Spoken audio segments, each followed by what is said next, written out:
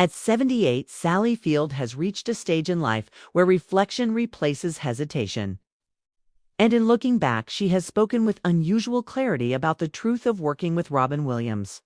Their most famous collaboration in Mrs. Doubtfire cemented them in popular memory as the perfect on-screen pairing: warm, funny, and endlessly charming. Yet behind the laughter and box office success, Field has been careful to describe a more complex reality. One that strips away the myth of constant joy surrounding Williams and reveals the emotional cost of his brilliance. Field has often emphasized that Robin Williams was exactly as gifted as the world believed him to be. His improvisational genius was real, spontaneous, and electrifying. On set, he could turn a simple line into something unforgettable, leaving cast and crew in awe. Field has recalled moments when she struggled to keep a straight face as Williams unleashed joke after joke, often veering wildly off script. But alongside that creative magic was an intensity that few people truly understood at the time. According to Field, Williams operated at an emotional speed that was difficult to match.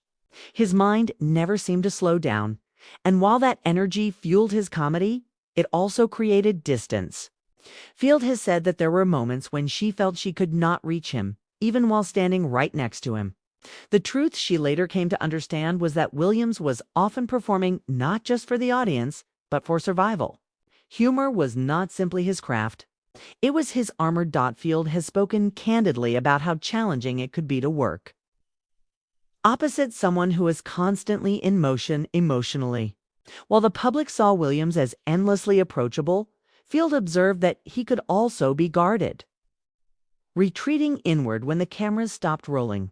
He was generous and kind, but not always emotionally available. This wasn't cruelty or ego, she has made clear, but rather the byproduct of someone carrying an enormous internal weight. One of the most revealing truths Field has shared is how little people around Williams truly grasped the depth of his struggles. During the making of Mrs. Doubtfire, mental health conversations were far less open than they are today. Williams' pain was often dismissed or misunderstood because it was masked by laughter. Field has admitted that, at the time, she did not fully recognize the warning signs. Looking back, she has expressed a quiet sorrow over that. Not as guilt, but as a recognition of how easily suffering can hide behind talent. Field has also addressed a misconception that their on-screen chemistry meant a close personal friendship. While they respected one another deeply, they were not inseparable off-set.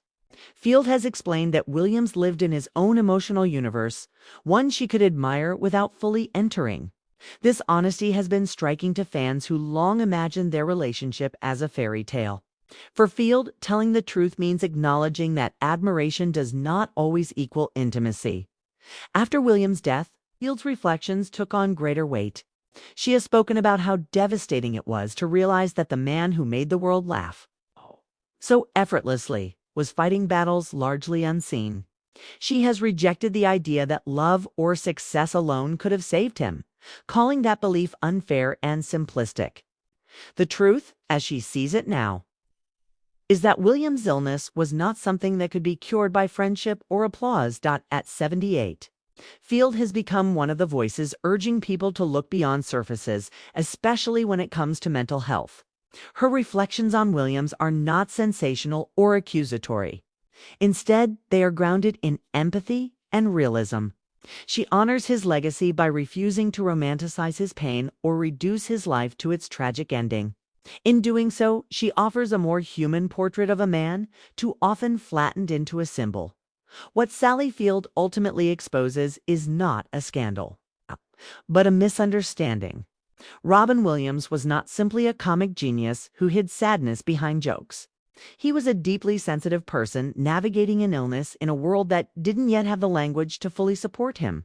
Field's honesty, shaped by age and perspective, serves as both a tribute and a lesson. It reminds us that laughter can coexist with suffering, and that understanding someone fully often comes too late, unless we learn to look more closely while there is still time.